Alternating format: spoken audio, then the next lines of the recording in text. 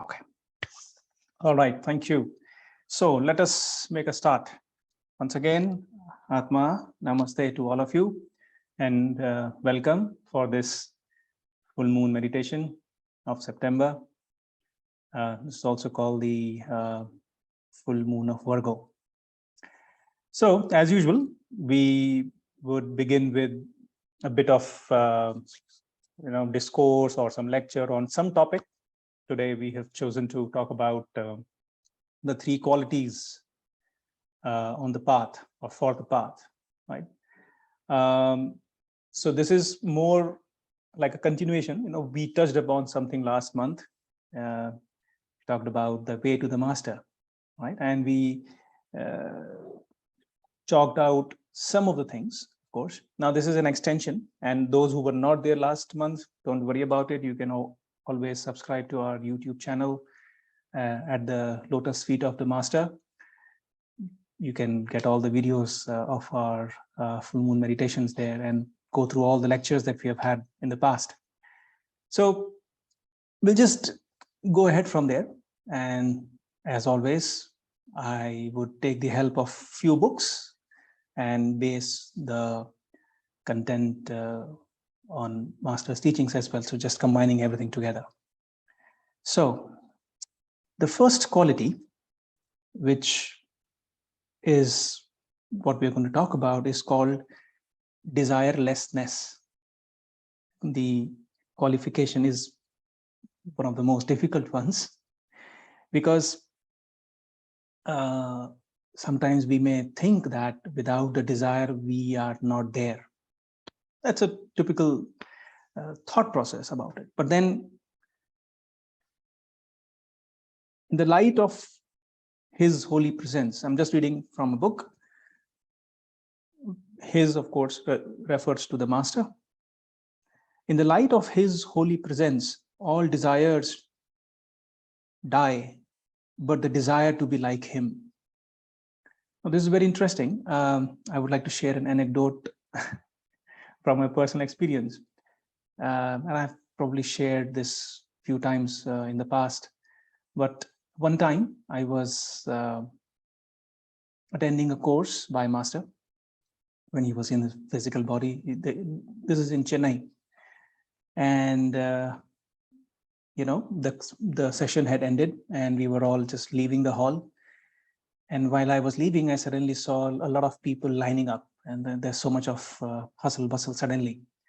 And then suddenly I saw, Master was coming. And, we all have so many desires, right? We want so many things. I started thinking in my mind, oh, Master is coming, might as well ask, this wish, that wish, this wish, that wish. So many wishes, 20, 30, whatever.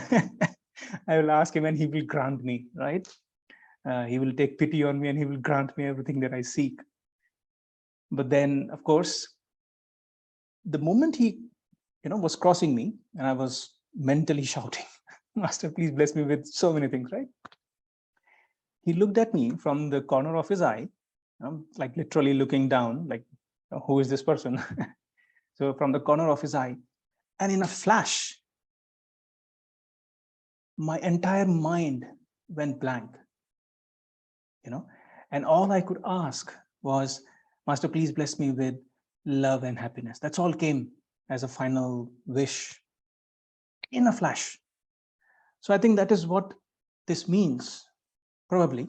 Again, these are my interpretations of these teachings, but it says these are only they, people who have a lot of desires, perhaps, who have not seen the Master. In the light of His holy presence, all desires die, but the desire to be like Him. What is meant to be like the teacher? Of course, not the physical appearance by all means, but the qualities that we may imbibe by looking at the Sadguru. Just like, Hanuman. Why is Hanuman chosen as a symbol of a disciple? Because monkeys imitate, right? They imitate everything. So when they do that, give me a moment. I'll just check something here. All right, this is better. So when they imitate, Monkeys throw everything that you throw at them, right? They just throw back. So as a disciple, let us be a monkey. Let us be Hanuman. Let us be like him, like the master, like our teacher. Discrimination, the previous month we talked about the discernment, the discrimination, discernment in terms of many things. But discernment has already shown you that the things which most men desire, such as wealth and power, are not worth having when this is really felt, not merely said. All desire for them ceases. So that's the first thing we are talking about. By the way, just to clarify right in the beginning, desirelessness does not necessarily imply that you have no desire, right? Desire in itself is not bad. It is the entanglement with a desire which is bad, when we become enslaved by our desires. For example, do you have the desire to earn money to feed your family? That is a wholesome desire. Do you have desire to send your children for good education? That is a wholesome desire. Do you have desire to grow and excel in your career? That is a wholesome desire, right? So here, when it says that such as wealth and power are worth not having, it doesn't mean that you renounce everything and live in a hut or a cave. It simply just means that while you have it, the moment there is an opportunity or a need, you are able to let go of that without having too much of an attachment to it. We can't take them anyway, right, when we leave the physical body. So that is something to be clarified here. But there are some who forsake the pursuit of healthy aims only in order to gain heaven or to attain personal liberation from rebirth. Into this error, you must not fall. This is another desire. To leave, it has happened so many times with me that, in many different sessions, people ask, what is the fastest way I can come out of this cycle of birth and death, right? I can liberate. Well, let me read the next line. I think it will clarify. If you have forgotten self altogether, you cannot be thinking when that self should be set free or what kind of heaven it shall have. Remember that all selfish desire binds, however high may be its objects. And until you have got rid of it, you are not wholly free to devote yourself to the work of the master. I was reading, some time ago, another book, and there's a very beautiful line about this, and I think that summarizes it all. It said, there are many people who want to liberate, and then they purposefully kill the desire, right? They suppress their desires and so on. In that context, the author said, what is killed will rise again. What is transmuted is changed forever. Now, this is very important. This is a beautiful line, right? It is not about suppressing that the things that we have, the desire we have for things. It is not about that. It is about transmuting. Anything that we have in our life, any of our possessions, they all have a higher purpose. Okay? Again, desire in itself is not bad, but using that to do something big, to serve a larger purpose, is wholesome. So you transmute. For example, money. It is not bad to earn money. But when that money is used for your own self, or you, on the other extreme, you completely renounce and let go of everything, just donate and become a fakir and live in a cave or a hut, how will you probably, in the modern world, the world runs on money, right? We have to have resources. For example, this online course, if you're living in a cave, I doubt you would be able to attend these sessions online, right? So you need money and resources. So, but when you have become detached with the money, again, meaning whenever there is an opportunity, you're able to let go and help as many people as you can. That is when you have transmuted the desire for money. Okay? Now, when all the desires for self are gone, there may be still a desire to see the result. Now, this is very, very important. Huh? I have heard many people talk when they come to us in different conversations. This is something which happens very commonly. So listen to this carefully. When all desires for self are gone, there may still be a desire to see the result of your work. If you help anybody, you want to see how much you have helped him. Perhaps even you want him to see it too and to be grateful. But this is still desire and also the want of trust. When you pour out your strength to help, there must be a result, whether you can see it or not. So you must do right for the sake of the right, not in the hope of a reward. You must work for the sake of the work, not in the hope of seeing the result. You must give yourself to the service of the world because you love it and cannot help giving yourself to it. I think we briefly touched upon it last time, if you recollect, when we talked about the way to the master. When we do the work, sometimes we see, hey, master should see me, recognize me, and hug me or whatever, give me some reward or a benefit. I hope you remember the story we spoke about. So this is something like that. Just do the work for the love of it, not because you want somebody to acknowledge it. This is not just about the higher work, by the way. Huh? This applies to our day-to-day life, in our family life. Think about it. Just reflect on it. When we do something for our family member and we keep expecting them to acknowledge it every time, you are bound by desire. You want your family member to be always grateful for what you do for them. It is a desire, not very wholesome. This is where you do for the love of it, because you love you. If you want to cook for your spouse, do it for the love of it. Not because, hey, please recognize me, something like that. Okay. Just probably many ladies here, but of course, gents also cook. That's why I said spouse. Huh? Anyway, have no desire for psychic power.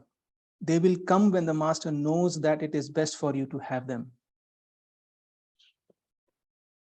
They will come in the course of the development. They must come. And if the master sees that it would be useful for you to have them sooner, he will tell you how to unfold them safely. Until then, you are better without them. In spiritual path, especially, for example, I've noticed again in our school also, and there are many other such spiritual schools, people talk about so-called psychic powers, for example, clairvoyance or intuition and whatnot. They keep running after it. And they want to learn everything in today, and they have to have everything. What they don't realize is sometimes getting something sooner than it is supposed to be can be counterproductive. So you must not have that desire. You must guard too against certain small desires which are common in daily life. Now, this is, I think, very, very practical teaching. I'll quickly read them. Never wish to shine or to appear clever. Have no desire to speak. It is well to speak little. Better still to say nothing, unless you are quite sure that what you wish to say is true, kind, and helpful. Before speaking, think carefully, therefore, whether what you're going to say has those three qualities. If it has not, do not say it. What are the things? Whether it is true, whether it is kind, and whether it is helpful. If not, so be mindful. So again, the quality of discernment comes here. What to speak, when to speak, how much to speak, and what words to speak. It is well to get used even now to thinking carefully before speaking. Much common talk is unnecessary and foolish. When it is gossip, it is wicked. We'll talk about gossip a little later today also, and in the session tomorrow, we have the power of thought session. We'll discuss in detail how it works. So be accustomed to listen rather than to talk. Do not offer opinions unless directly asked for them. One statement of the qualification gives them thus: to know, to dare, to will, to be silent. And the last of the four is the hardest of them all. To be silent. Have you heard of Sphinx, by the way? These are the things, that's the actually symbolic meaning of the Sphinx. To know, to dare, to will, and to be silent. The silent part of it is represented by eagle. So I'll use this book by Master. It is titled as The Sphinx, just to give you a very, very quick idea of what this means. To be like an eagle means through your spiritual development, there may be an increased sharpness of your mind or of your inner vision, which results in internal or external criticalness towards others. It becomes easy to see the faults and flaws of other people. You must learn to accept people as they are. You begin to realize some people are really like children. Say to yourself, these people are just children. Do not become entangled with them. You have to remind them. Children in what sense? Of course, not from the physical body perspective, right? Sometimes it's an adult body, but the soul could be a younger soul. Possible. Through this realization, you evolve. You understand that you can't change some people, so why make a big deal? Can you expect children to act like adults? No. Children always behave like children. Many people have adult bodies, but internally they are immature, just like small children. So becoming silence, of course, there's a whole chapter on it, but I'll just focus on one part and then we'll move to the main content. Becoming silent can be accomplished by the regular practice of forgiveness. Anger, hatred, vindictiveness prevent one from experiencing peace and inner stillness. You constantly, when somebody has so much of anger or vindictiveness and that criticalness in his or her mind, you're always constantly thinking about getting even. How will you ever have peace? These people always criticize and hate, and they waste their lives. Without forgiveness, people fall into a pitiful state. Of course, it goes on talking about how the antidote of that is, of course, love, which means to develop the quality of silence, you have to have love.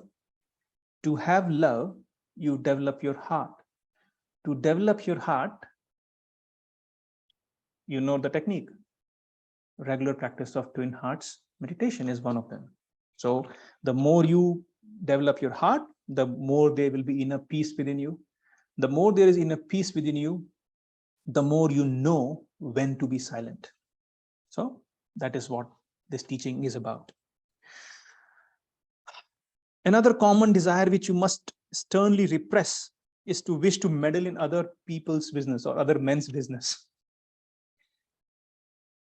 What other man does or says or believes is no affair of yours, and you must learn to let him absolutely alone. He has full right to free thought and speech and action, so long as he does not interfere with anyone else. You yourself claim the freedom to do what you think proper. You must allow the same freedom to him, and when he exercises it, you have no right to talk about him. Mind your own business. Difficult sometimes.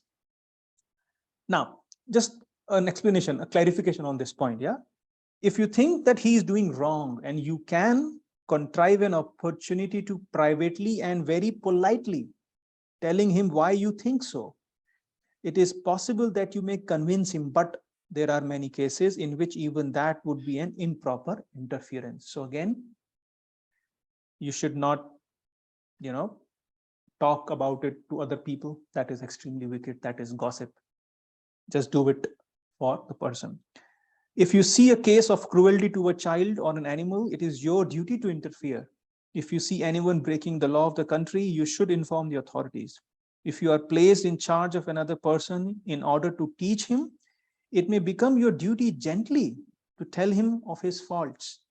Except in such cases, mind your own business and learn the virtue of silence. This applies to daily life, by the way, right? To our family members also. So don't just think of something outside of you, something beyond in your office space. Applies very much in our family life. So that was the first quality, desirelessness. I'll quickly move on to the next one, and we'll try to keep it brief. The next overall quality is called good conduct. Okay. There are 6 subdivisions of it. The first one is called the self-control as to the mind.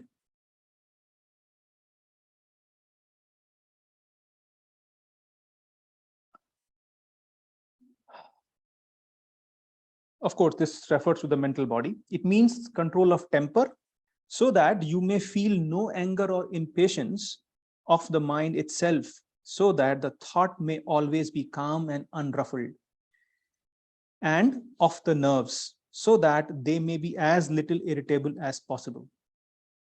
Have you noticed, as you have developed, if some of you have been practicing for many years, your twin hearts or other meditations, how many of you notice that you have become more sensitive to people getting onto your nerves?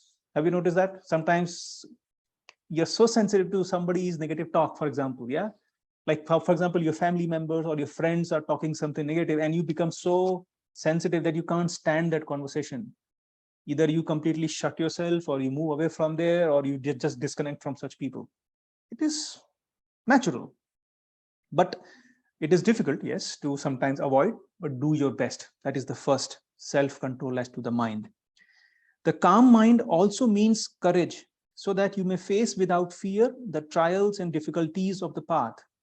It means also steadiness, so that you may make light of the troubles which come into everyone's life, and avoid the incessant worry over little things, which many people spend most of their time. The worry part of it. Sometimes, again, this is this part of discernment, right? Tomorrow in the power of thought session, we'll talk about how the worry and irritation cause many diseases within us. How this is one of the biggest, if it could be called a pandemic, just like we have the so-called COVID as a pandemic. In fact, if you think about it, esoterically speaking or energetically speaking, worry and irritation is an endemic, or a pandemic rather. Okay, we'll talk about it in detail, but the bottom line is, try to control your mind as to not worry about small things. Okay, practice discernment. Never allow yourself to feel sad or depressed. Depression is wrong because it infects others and makes their life harder, which you have no right to do. Therefore, if it ever comes to you, throw it off at once.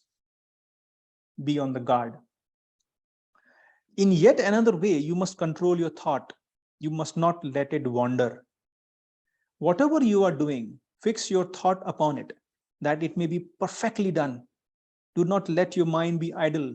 Keep good thoughts always in the background of it, ready to come forward the moment it is free. Now, why is this important? Again, we'll elaborate on it tomorrow, but what happens is, we are living in the ocean of thoughts, and whether we like it or not, most people do not think positively, whether we like it or not. Not everybody is on spiritual path, right? Or even if people are on path, they may not be always positive. So we are living in the ocean. Or let me give you a simpler example. Imagine you're wearing a white shirt, yeah, and you're walking in a very polluted city, like, I don't know, Delhi or whatever. Presently, Delhi is one of the most polluted cities, whether we like it or not. And just observe, you're just walking outside the whole day wearing a nice, clean white shirt. By the end of the day, evening, you would notice that the white shirt has become dirty on its own without touching anything. Something like that. Our mind is constantly swimming. I mean, we are all constantly swimming in this ocean of thoughts. Whether we know it or not, they affect us. So one of the very important ways, or one of the most, I would say, not easy, but effective ways, is to keep your mind, now listen carefully, keep your mind engrossed fully, right? Fully into something useful, something productive. You must have all heard this saying, the idle mind is a home of Saturn. Khali dimag shaitan ka ghar. Have you heard this? Right? So something like that. So, and in the background, when you are not wholly engrossed into something, always have something which you can fall upon. Again, something more wholesome. That is what this teaching is about. Use your thought power every day for good purposes. Be a force in the direction of evolution. Think each day of someone whom you know to be in sorrow or suffering or in need of help, and pour out loving thought upon him. I probably don't have to explain this. We all, it's not just the twin hearts part, right? Whenever you come across something, Whenever you become aware that somebody is in the need of a blessing or something like that, you need not only do the blessing after your twin hearts meditation or your meditation that we do, just do it. The moment you become aware of a need, just be aware of your heart, be aware of your crown, and send out that loving thought, the blessing. Also, sometimes we come across people who are, for the lack of better word, nasty, right? Instead of thinking of their nastiness or the negative quality that you become aware of, just do the reverse, exactly the reverse, because it requires the same energy. So might as well use it to create something positive. We will dwell on all these things much more, right, when we connect tomorrow, but we'll just give you some tips so that you can, those who are still not joining tomorrow, you can still make use of these teachings. Hold back your mind from pride, for pride comes only from ignorance. Okay. The next one is within the good conduct is self-control in action.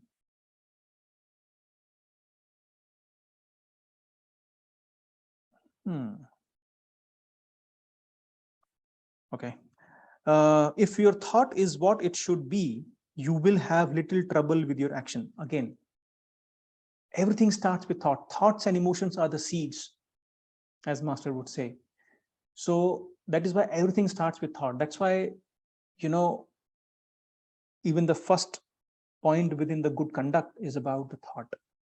If your thoughts are pure, if your motive is pure, right, then the action will be accordingly also wholesome. There must be no laziness but constant activity in good work. But it must be your own duty that you do, not another man's, unless with his permission and by way of helping him. Again, mind your own business. Okay. Because you try to take up higher work, you must not forget your ordinary duties. Now, this is important. Again, there are many people like us, who are on the path, so to speak, but we always think, oh, we should do something, something really fancy service or something like that. But what we forget is our responsibilities towards our family, towards our work, right? That for until they are done, you are not free for another service. You should undertake no new worldly duties, but those which you have already taken upon you, you must perfectly fulfill. If you are to be his, of your master, you must do ordinary work better than the others, not worse, because you must do that also for his sake. So even your daily dharma, the life that we go through, do it because it is your responsibility, your obligation, and think that even that you're doing for his sake, so that you can be of service. How? You may have to reflect on it. The third quality within good conduct is tolerance.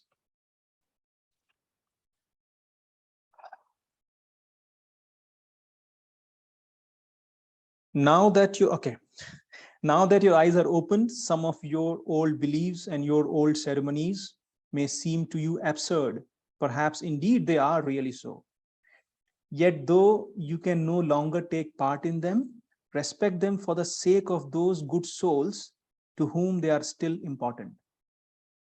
Have you noticed, if just again reflect on your own life, things that you would do, you had a phase in your life where you would be very ritualistic, you would do many things, but today you have grown over them, right? It's like a child who has grown up and given up the toys. But yet it does not mean that you disrespect other people doing it, right? Because they may still be growing. Again, the concept of mature soul or a young soul. They have their place, they have their use. It's a very good analogy, right? Analogy here. They are like those double lines which guided you as a child to write straight and evenly until you learn to write far better and more freely without them. There was a time when you needed them, but now that time is past. Beautiful, right? We all used to remember that 4 lines in our childhood, but Now you have learned to write even without a single line. So you have outgrown them, but they serve their purpose in your life. In the same way, it is still serving the purpose in other people's lives. Give them that, uh, what do you say, time and space to grow. By the way, there is a virtue of generosity, right? In basic pranic healing, we are taught generosity and non-stealing.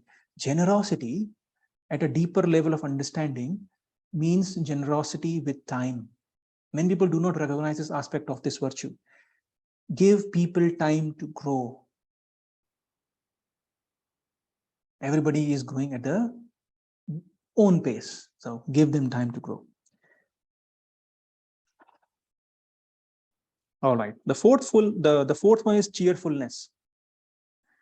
You must bear your karma cheerfully, whatever it may be, taking it as an honor that suffering comes to you, because it shows that the lords of karma think you worth helping.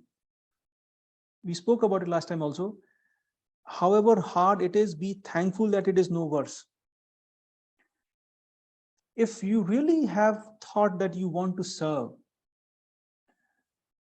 it will happen that, remember that you are of but little use to the master until your evil karma is worked out and you are free.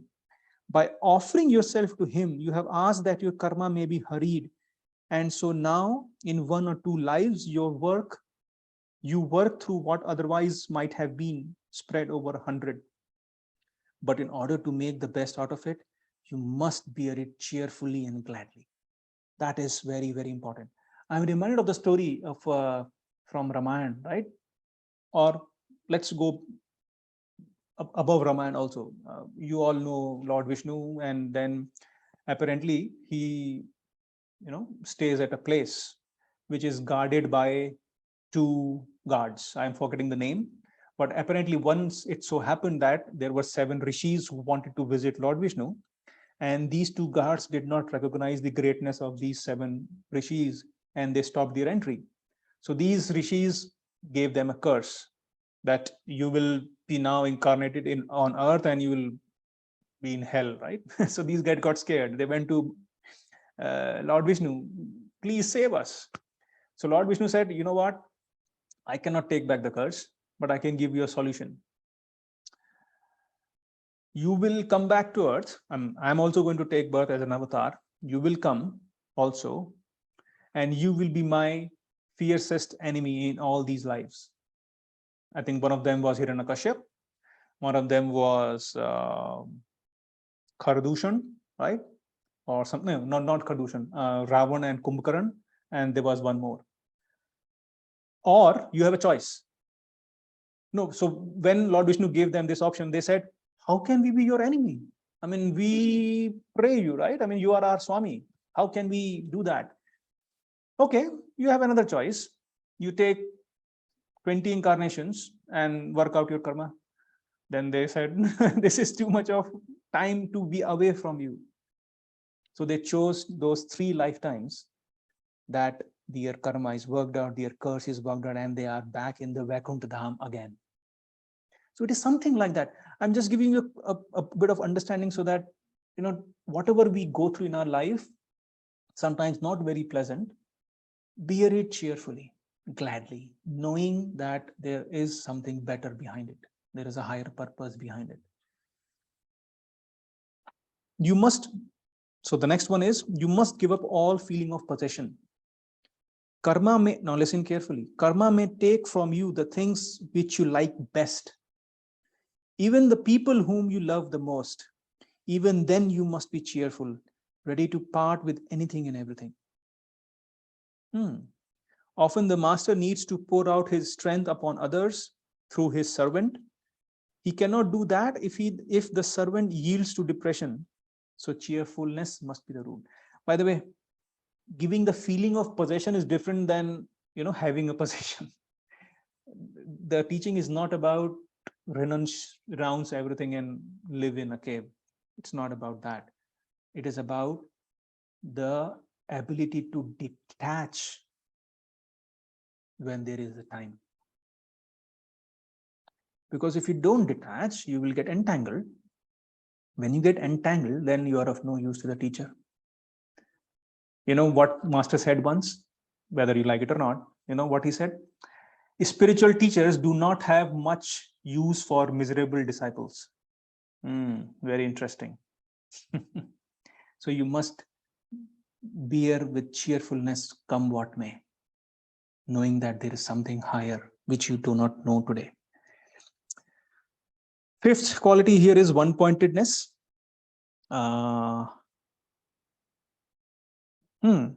Think how you would do a piece of work if you knew that the master was coming at once to look at it. Just in that way, you must do all your work. And there is another like it, much older saying, which says, whatsoever thy hand findeth to do it with thy might. So I think we spoke about this in some of the sessions, that whatever we do again, right, always measure it, one, with the thought process of the teacher, that what he would do, what he would think in this situation, how would he behave, and so on. And also, whatever we do, even our daily dharma, daily duties, always understand that, just imagine it in this way, that, you know, you're doing it for the teacher and he's at once coming to see what you're doing. I'll give you an example of, you know, when Master used to come to India a lot of times and people would serve, you know, people would, in their thoughts, you know, just from 1 month earlier, at least, or 2 months earlier, people would become so aware and conscious of their thoughts that lest a negative thought enters my mind, what would Master think? He's coming, right? Just 2 months later, he will see through me, right? Master knows everything. So people were always on so much of guard that let not a negative thing enter into me. Let me not be selfish, this and that. And whatever they would do, they knew that Master is coming, right? So they would do in that perfection. So again, Master is not the physical body, but remember that he is watching all the time over us. So do what you are doing with all your heart, knowing that he is watching over you. He's coming at once to see what you're doing. Do it with perfection. One-pointedness. Do not drop. And the last one is confidence. You must trust your master. You must trust yourself. If you have seen the master, you will trust him to the uttermost through many lives and deaths. If you have not seen him yet, you must still try to realize him and trust him, because if you do not, even he cannot help you. Unless there is perfect trust, there cannot be the perfect flow of love and power. You know, many students, they tell us, you know, you were lucky, you saw a master in physical body, we did not see. So, you know, sometimes we feel, I said, you know what, you are actually more lucky. You know why? Because now when master is not in the physical body, you are not attached to his body. You know, you are invoking his presence in the energy form. That's what he would do. You know, he knew when he was leaving, you know, when he was about to leave. An year or two earlier, he started in all the retreats and sessions. He would make people meditate with their eyes open, looking at him, and he would say, look at me, look at me. And he would say, I am not the body. You know, you just tell the teacher, you are not the body, you are the spiritual guru within the physical body. And he would make people look at him, and then, of course, they may have their own experience by looking at it, looking at him. But that is how he would make people practice, make people ready for his departure, perhaps. But that is a good thing in a way. Right. Now, the final qualification is love. We talked about desirelessness, we talked about good conduct and the 6 parts of it, and the final one, and the most important one, is love. For if it is strong enough in a man, it forces him to acquire all the rest, and all the rest without it would never be sufficient.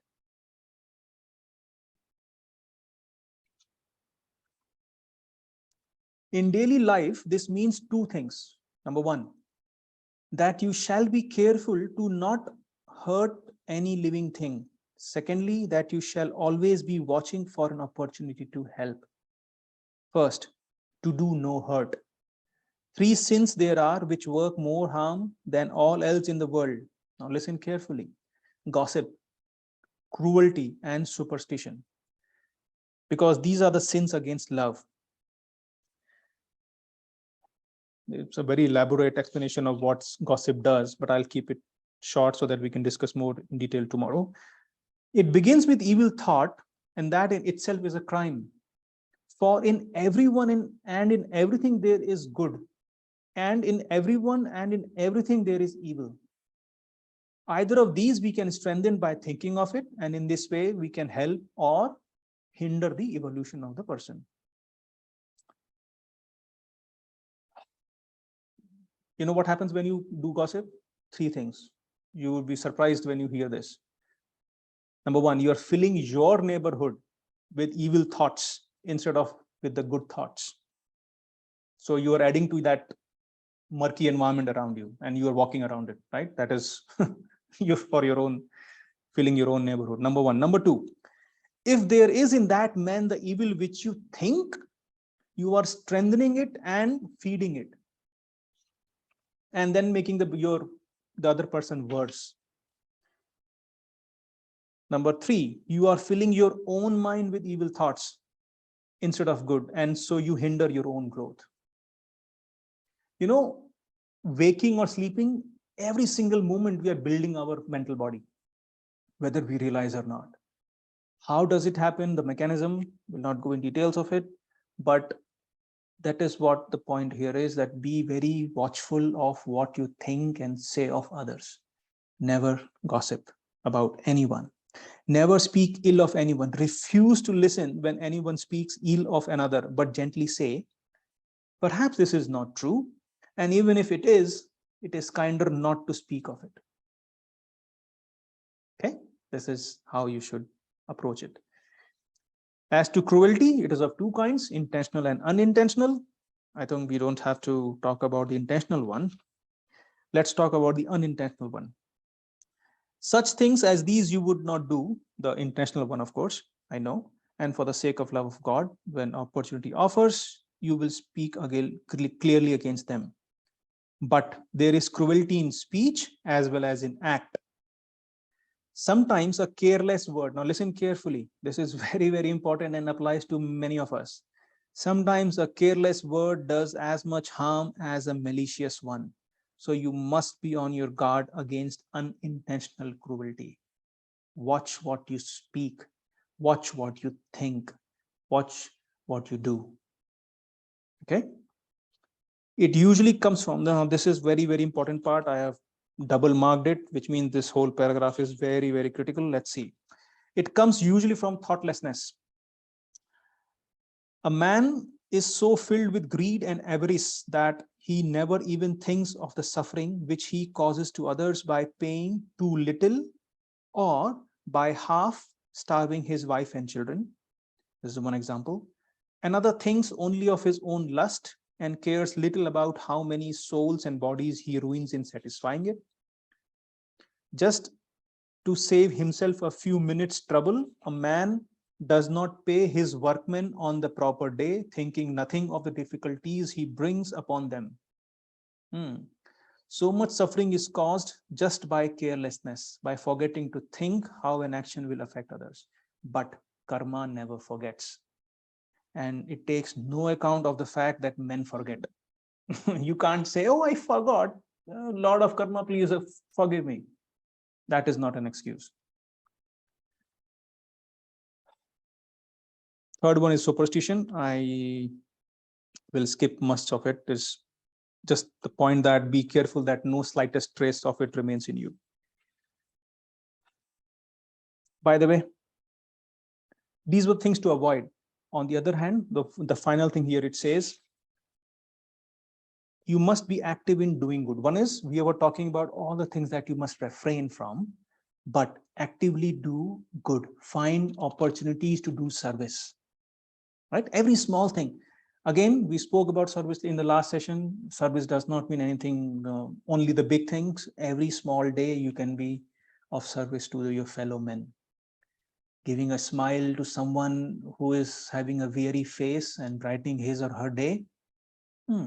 Act of service. Because you never know, your smile could bring that person out of the misery in his mind, right? And suddenly he or she feels that, yes, there is a better tomorrow. So make no mistake, make no mistake. Every small thing can change the world little by little. Okay, let me read the final few lines. He who is on the path exists not for himself, but for others. He has forgotten himself in order that he may serve them. The wisdom which enables you to help, the will which directs the wisdom, the love which inspires the will, these are your qualifications. Will, wisdom, and love are three aspects of the logos. Logos means the gods. And you who wish to enroll yourself to serve him must show forth these aspects in the world. So how do you develop these? By purification.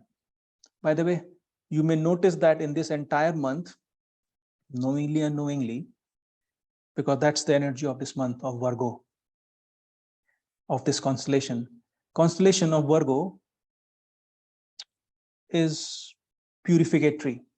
People, especially who are born in the month of or with the sign of Virgo, they are extremely ruthless, not in terms of harming themselves, but ruthless in purification. They try to do things, they go extreme. Sometimes they can be too harsh on them. So what Master said, would you like to hear that? What he said is, even though you may not be the body, but you have to love your body. I'm just reading the words with each other.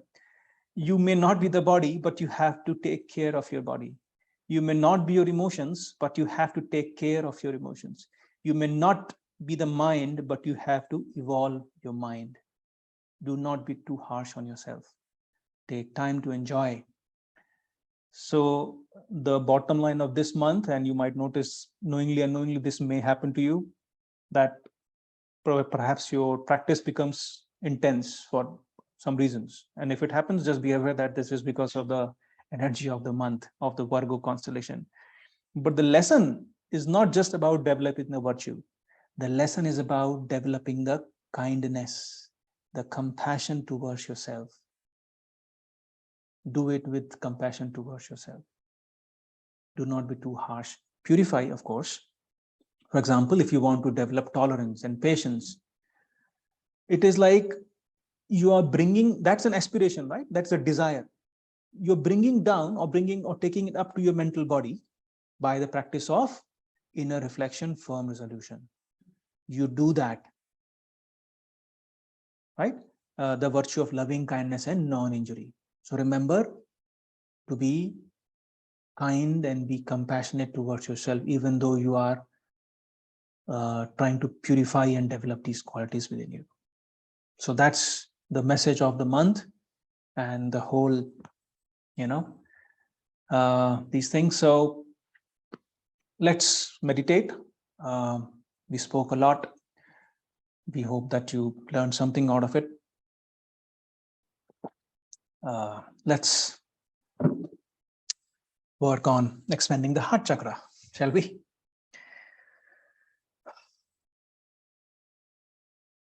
Close your eyes. Sit comfortably.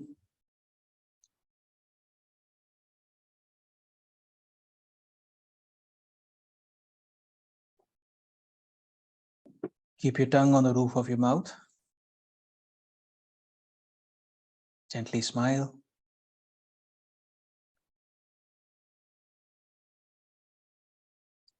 Raise your hands in blessing.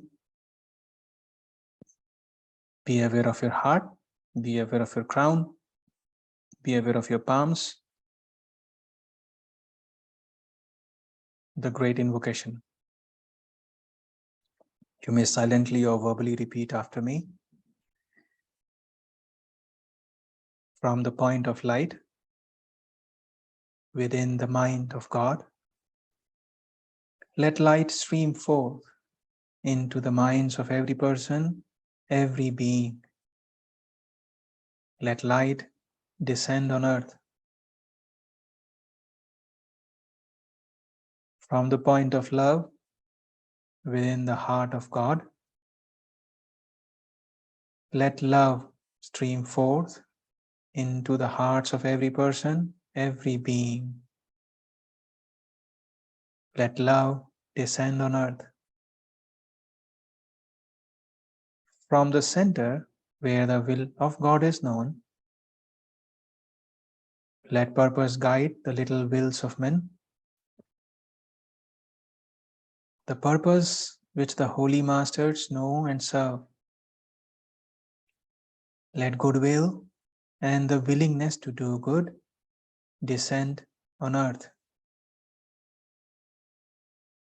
From the center, which we call the race of men, let the plan of love and light work out, and may it seal the door where evil dwells.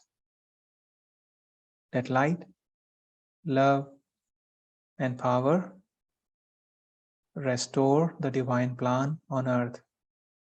So be it. Now let us intensify this invocation by doing the triangles work. Now be aware of your area between the eyebrows, the Agnya Chakra, and imagine 2 points of light connecting with the Agnya Chakra of 2 other people. Earlier, if you recollect, we would just imagine the points of light without any persons behind. But now, just imagine you are connected with 2 other people. The Agnya Chakra of yours is connected to the Agnya Chakra of 2 other people. It could be anybody.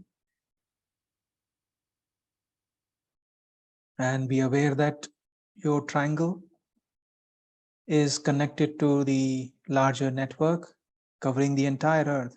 As clearly as possible, visualize this network of triangles surrounding the earth. Be aware of your Agnya. From the point of light within the mind of God, let light stream forth into the minds of every person, every being. Let light descend on earth. Now be aware of the light coming in the middle of your triangle, spreading to all the 3 points.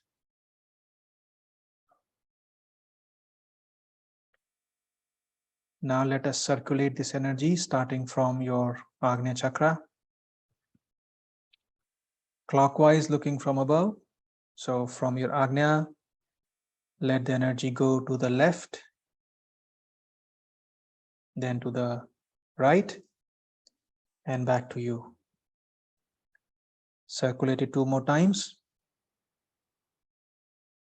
To the left, to the right, back into your Agnya Chakra. 1 more time. Do it on your own. And now be aware of the triangles network and let the energy spread throughout the earth. Chant Om. Om.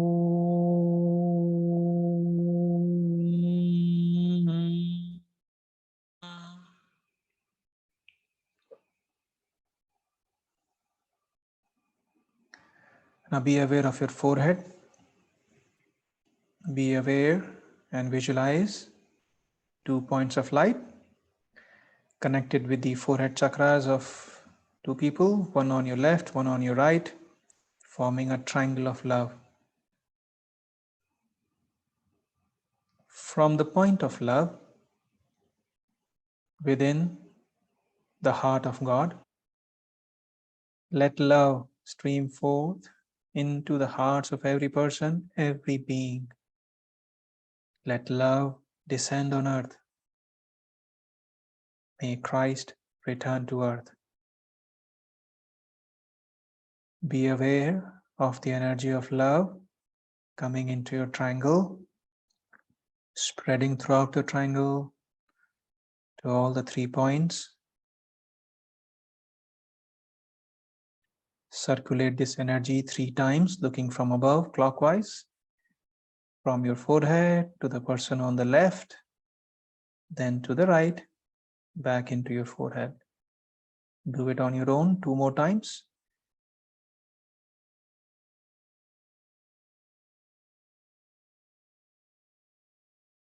Now be aware of the triangle of love, the whole network throughout the earth, and share this energy of love with the entire earth. Visualize that this energy of love is going into the heart chakras of every person, every being.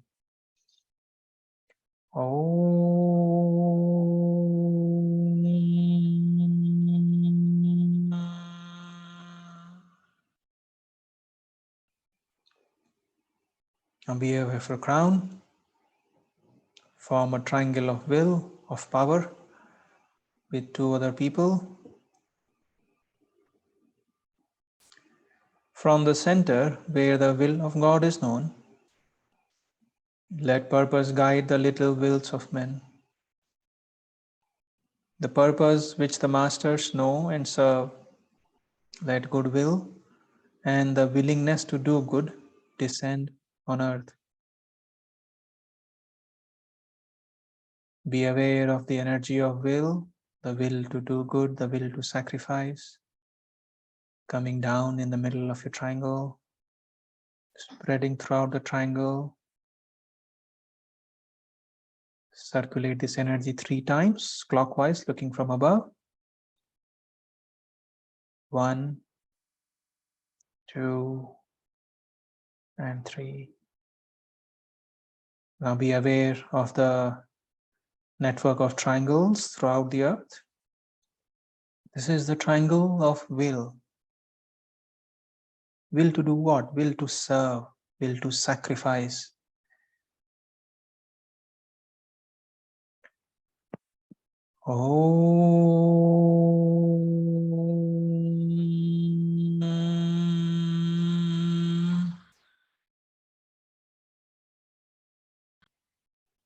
From the center, which we call the race of men, let the plan of love and light work out, and may it seal the door where evil dwells.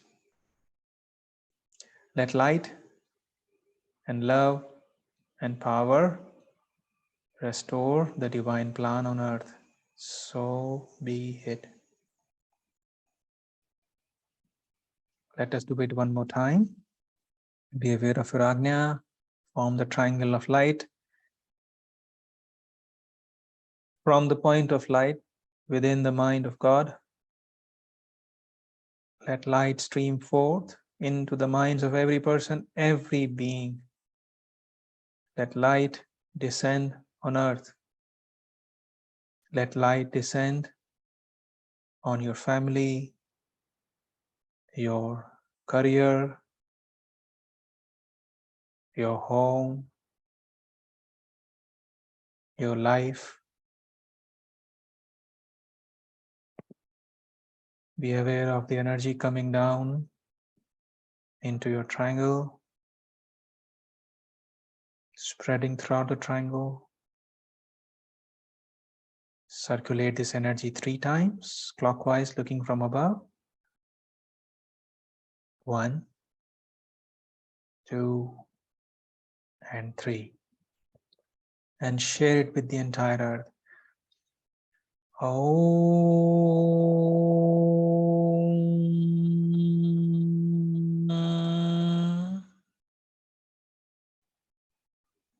Now be aware of your forehead.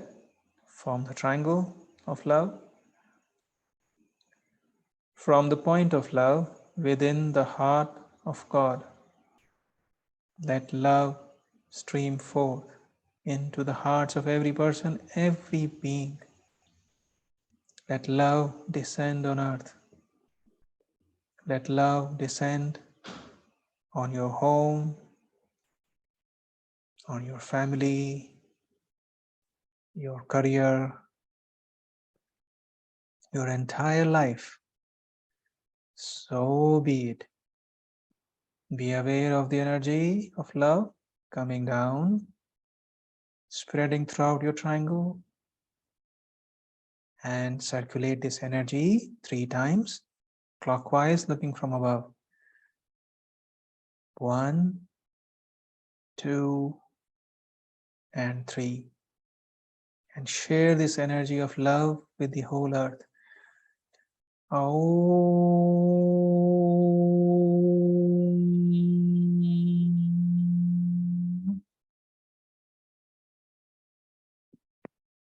Be aware of your crown. Form the triangle of will. From the center where the will of God is known, let purpose guide the little wills of men. The purpose which the masters know and serve. Let goodwill and the willingness to do good descend on earth. Let the goodwill and the willingness to do good descend on your family, your entire life. So be it. Be aware of the energy coming down in your triangle, spreading throughout your triangle. Circulate it 3 times. 1, 2, and 3. And share it with the entire earth.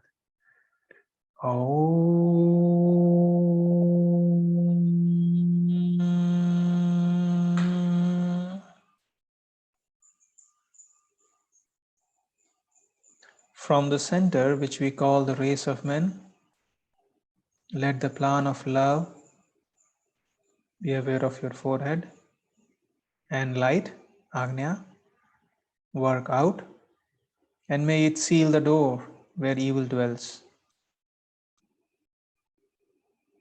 Let light, love, and power restore the divine plan on earth. Let light, love, and power restore the divine plan for your family, for your career,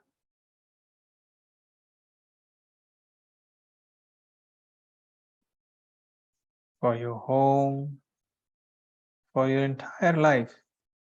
So be it. Let us chant Om 3 times to anchor the energies, starting from the crown. Om.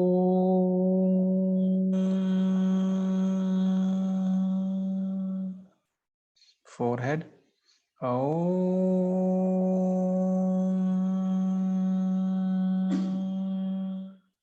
Agnya. Om.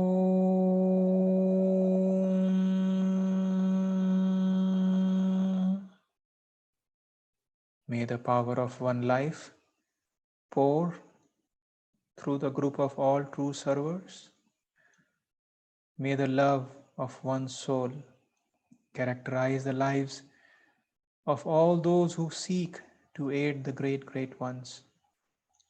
May we fulfill our part in the one work through self-forgetfulness, harmlessness, and right speech. So be it.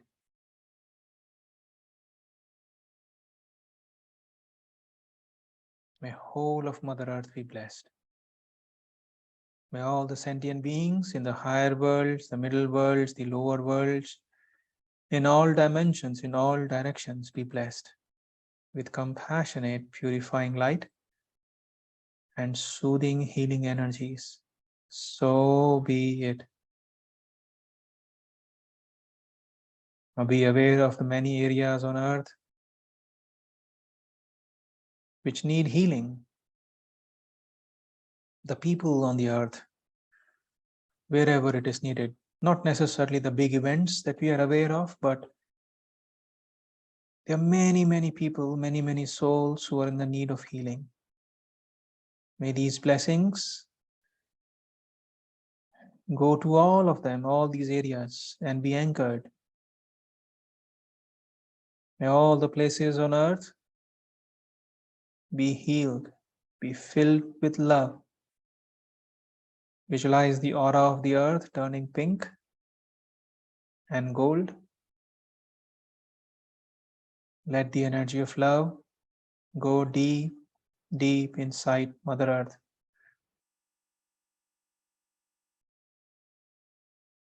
Be aware of your home. Be aware of the energy of love coming down, the energy of love and peace coming down in your home like a vortex of energy, engulfing your entire home. Let your home be filled with love and peace. May the ground below you, may the roof above, may the walls of your home, may the furniture of your home be blessed, be filled with love and peace. So be it. Visualize your family together. May our families be blessed with calmness, with tolerance and flexibility, with patience, with understanding, with harmony, with forgiveness, with peace. Visualize your family members are responding very, very calmly and with understanding. Fill your home with the energy of love, peace, harmony, and happiness. So be it. And let these energies of love, peace, happiness, and harmony spread from your home to your entire neighborhood, to the society where you live, to the city where you live, to the country where you live, and to entire Mother Earth. So be it. May all be blessed.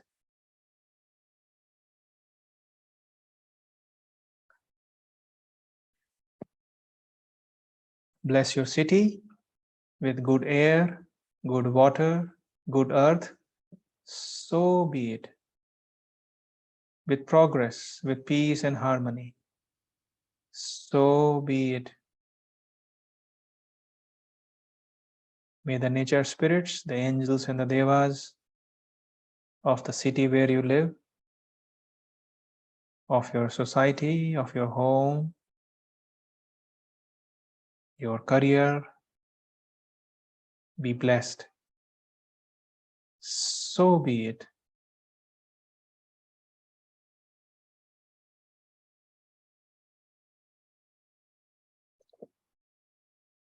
May the sources of our food and water be blessed. So be it. May the entire mineral kingdom, the plants, the trees, the shrubs, the grass, the mountains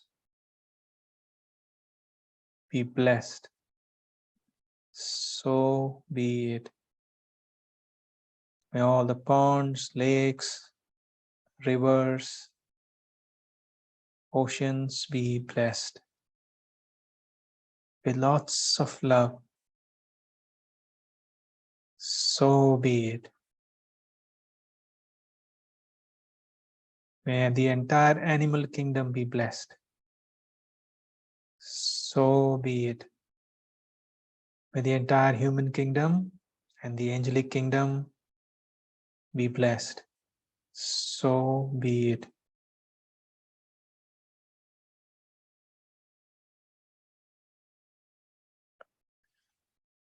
Bless your family.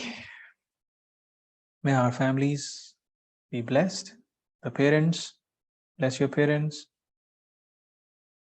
your siblings, their spouses, their children, your spouse, your children. May all of them be blessed with good health, happiness, with prosperity and abundance, with spirituality, harmony, and divine peace. So be it.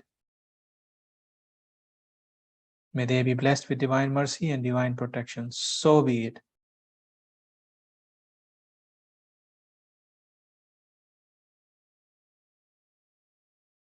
Think of an area in your life which you find difficult to heal or find answers for or solutions for. Now put your hands in the offering posture. Offer this area of your life where you need an answer or a solution or a healing. It could be physical healing or emotional healing or relationships or prosperity related, anything, your career, anything. Just offer to the higher beings. You say to the Supreme God, to our beloved Master, to all the higher beings, we humbly offer this part of our lives to you. Please heal this part of my life. On my own, I am not much capable, but my limitations are not your limitations. Please heal this part of my life. You say, thank you. In full faith, we thank you.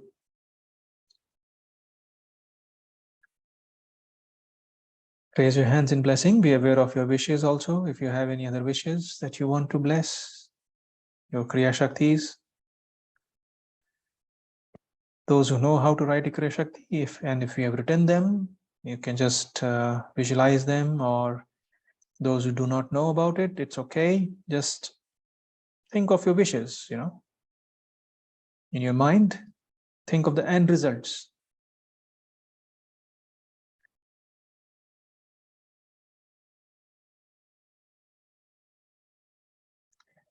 May all your wishes, may all our wishes be blessed. May they be materialized fully, properly, and rapidly. Right now, now, now. So be it. In the name of Supreme God, in the name of Lord Maha Guruji Mailing, in the name of Master Chua Kok Sui, and all the higher beings, the angels of materialization and manifestation. So be it. May all your wishes be blessed. May all your needs be met for the rest of your lifetimes. In the name of Supreme God, so it is. May all of you be blessed. Immense peace in your heart, with purity of motives and clarity of mind in all areas of your life, whatever that is. May all of you be blessed with wisdom, with discernment, with inner strength and courage to fulfill your destiny, to fulfill your life's divine purpose. And may we all be greater instruments in restoring the divine plan on earth. So be it.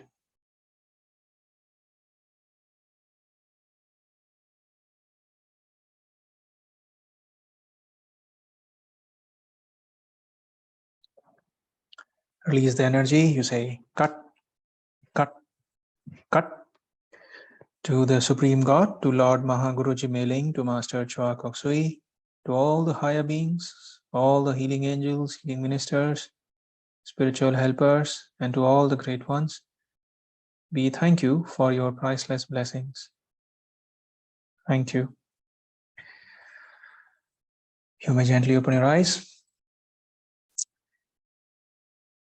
Just be aware that with this love is the most important quality, right? And love produces wisdom. What is wisdom? Wisdom is transmutation of all our experiences that we go through into something which produces patience, compassion, kindness, your ability to empathize, and to love much more deeply. So may all of us have the wisdom to lead our life in a much more meaningful way. Okay. Thank you everyone for joining. We hope you had a wonderful meditation and hope you learned something. I know it was a slightly longer one, but we will upload this on the YouTube. Feel free to go over it again and again, if in case you need to revise some of these teachings. Nothing comes from me. It's all the blessings of the teacher.